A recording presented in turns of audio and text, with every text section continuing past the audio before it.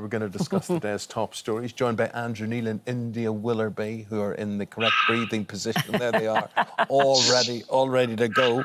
Andrew, first of all, should we be taking a big, deep breath about plans for the Exchequer, for the Treasury, for the Chancellor to claw back a lot of money, maybe £30 billion, in order to pay for the pandemic? I would take this story with a pinch of salt. I think it's being briefed out by 10 Downing Street because they want to stop the Treasury from increasing taxes by anything like that amount.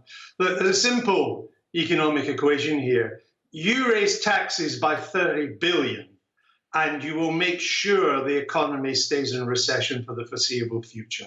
It's as simple as that. If you want to get the deficit down, you want to begin to reduce debt as a percentage of our GDP, of our national wealth, you need growth. You need taxes to be buoyant. You need people back to work. You need businesses to invest. If you want to kill the economy off at the knees, then proceed with how some of these stories were briefed at the weekend. I just don't think it's going to happen. I think it's these are inside Whitehall, Westminster games, and they will not see the light of day, in my view. Well, India, to keep the economy growing, to keep the economy surviving, one such initiative has been Eat Out to Help Out, which comes to an end today. What do you think? Is it right that it comes to an end? Should it be paid for a bit longer? What do you think?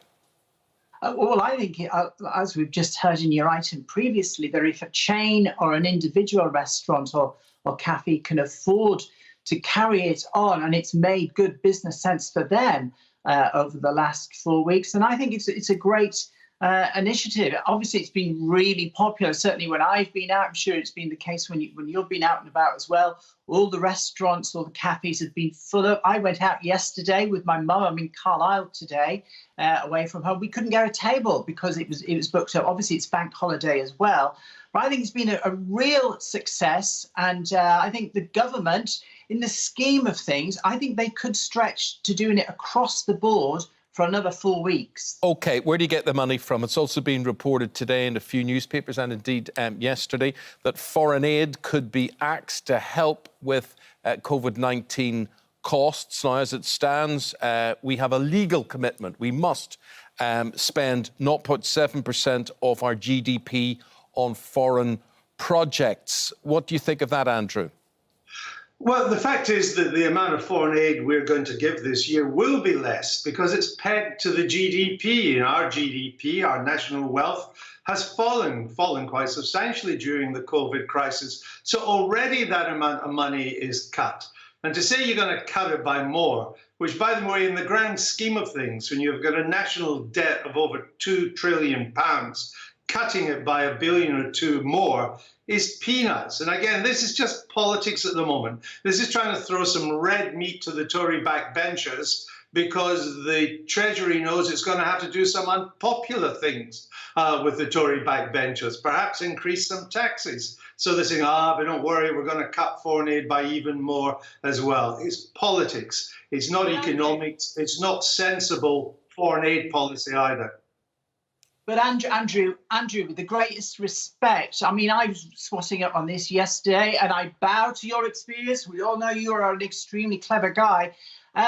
We're sending foreign aid to the likes of India and China, who by any means are not poor countries these days. You know, no. I think we've paid for a space program. You know, India's got a space program. So why are we sending money over there?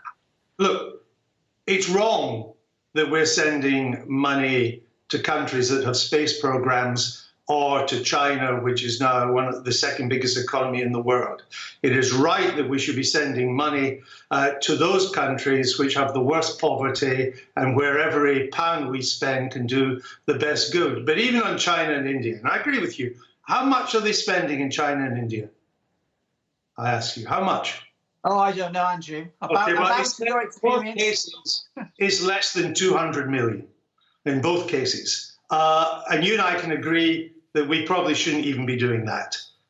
But even if we carried on doing it, it's de minimis, it's irrelevant, it's politics. But it's not irrelevant if it's going towards paying for people's care homes or the NHS or, you know, things in everyday life, Andrew, that people here think would make a difference.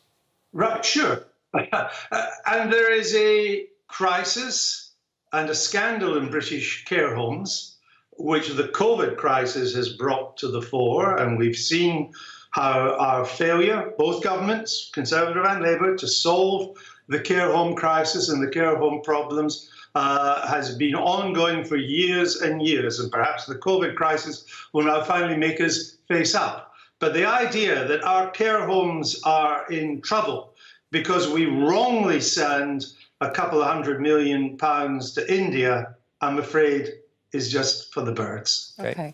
Let's talk about people being paid, Instagram influencers, to promote the track and trace system. So it says here some of them Love Islanders like Chris Hughes, Shauna Phillips, Josh Denzel were paid using taxpayers' cash to tell their followers that testing is free, quick and vital to stop the spread. What do you think of this, India? I think it's an absolute disgrace. We've just heard from Caden Thompson there, the 7-year-old who's got cerebral palsy, has climbed Bennett Nevis for a good cause. He's raised, I think it was £11,000 for Scope. And then you have Love Islanders taking £10,000 to promote something that's in the interests of everyone. They've all got mums, they've all got grandparents who may be at risk here. They should be doing it for free. I think it's an absolute disgrace and shame on the government for giving them £10,000 apiece, if that's how much they got. Well, it's reported. I mean, they haven't. The government hasn't confirmed, but social media experts say they can get up to £10,000 for a post. But Andrew, these people have millions of followers. Really high amount of followers. Is that not a good way of getting the message out there, whether you pay them or not? It's just a way of promoting it. I understand that the government needs to use social media means to get a message out, particularly to younger people who don't necessarily watch too much or listen too much to mainstream media. That's fine. But these are people that have been made famous by television. They're purely famous for being famous. As far as I can see, they have very little intrinsic talent or merit. And they've made a ton of money out of this gig. So why would you not do it for nothing, as India says? Why would you not? You've already made all this money without having brought any great contribution to society. Why not do it for nothing, show goodwill, and why didn't the government just ask them to do it for nothing? Yeah. Because I'm sure a lot of them would have done. They're not bad people. They would have probably done it for nothing. Yeah, I agree with you. I think, so many of us are seen to go out and applaud and clap for the NHS and all that sort of thing.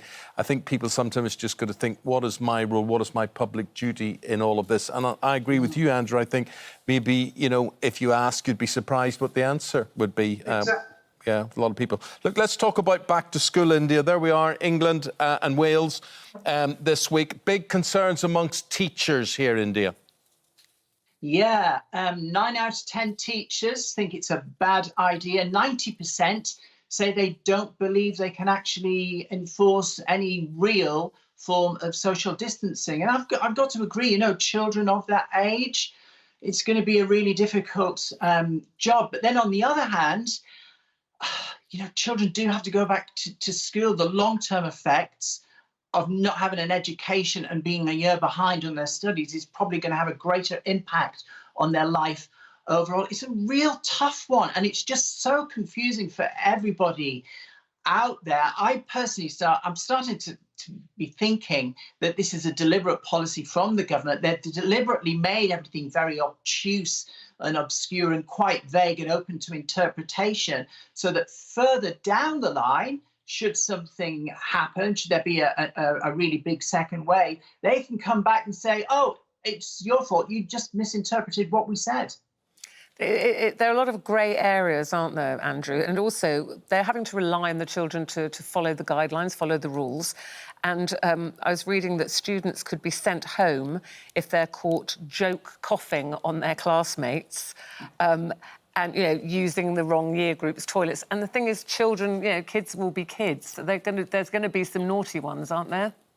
Really? What a surprise. I would say to India, this government ain't that clever to think that strategically, even in a bad way, I assure you. They can barely think what's going to happen next week, never mind what's happening in a couple of months' time. And even then, they usually get it wrong. So, you know, I'd like to think that they could do that, but they cannot do it. Look, teachers are right to be concerned. We need to work closely with teachers. Teachers are going to have a really tough job this autumn, and they deserve all the support we can give them. Okay. So we cannot avoid getting our kids back to school. You can't get the economy right unless the kids go back to school. It's happening everywhere else in Britain. It's in Europe. It's happened in Scotland. It needs to happen in England and Wales too. 2 weeks ago, everyone was loving the singer Adele on social media. India, she has caused an outcry now because she has posted a picture and she's wearing a bikini there, which is made up of the Jamaican flag, and she's wearing her hair in what are called Bantu knots, which is a traditional African hairstyle. Do you understand why there is reaction to this? Not really, Eamonn. I don't get the actual phrase cultural appropriation as if it's some form of theft. I would rather call it cultural appreciation, because the only reason that anyone would actually borrow something or be inspired by a particular look is because they actually liked it. You know, Adele grew up in Brixton, okay? So there's a big Jamaican population in Brixton. I just don't see the problem with this issue whatsoever. There are some beautiful black women at the moment, you know, with lovely straight hair, blonde hair, not an issue. I think we just got to dump all this identity politics in the bin. Stop putting these lines between people. The end game, surely, for everyone is to actually come together. And we all love we do actually love each other. There's been lots of divisive talk, you know, the last few months, really, and tempers are running high and feelings are running high. And I just think it's a load of rubbish. Chuck it all in the bin, and good luck to Adele. Andrew, she said she posted the picture to wish Londoners a very happy carnival. Yeah. And this has, you know, come back and shot her in the foot, hasn't it? And why shouldn't a Brixton girl do that?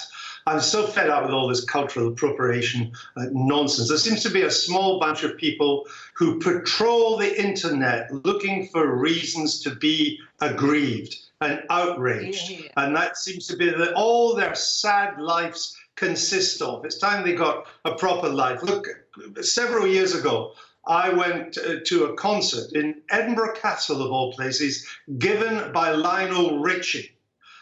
Everybody loved the concert. After the break, he came back on for the second part, dressed in full Highland outfit.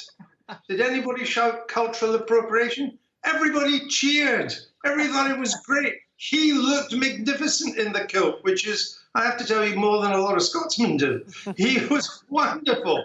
So, I mean, just forget it and let's move on with it. But, I mean, I'm now told students can't dress up in fancy dress with a sombrero because that's cultural appropriation. We're in the middle of a COVID crisis. We have an economic recession. We have major international problems. There's a brewing war between Greece and Turkey and the Mediterranean.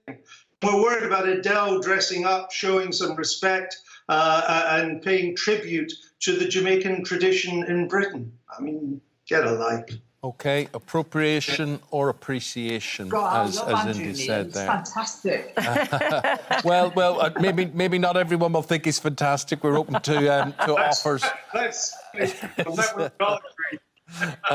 So if you want to get in touch with us, you know how to do it. Thank you both very much. Both. And could I thank you both very much from us for getting us through with your views on the news throughout these summer weeks. So, Andrew, lovely talking to you and getting to know you these past few weeks in India, as always. Thank you. It's been a pleasure. Thank you both. Thank you very much. Thank you very much indeed.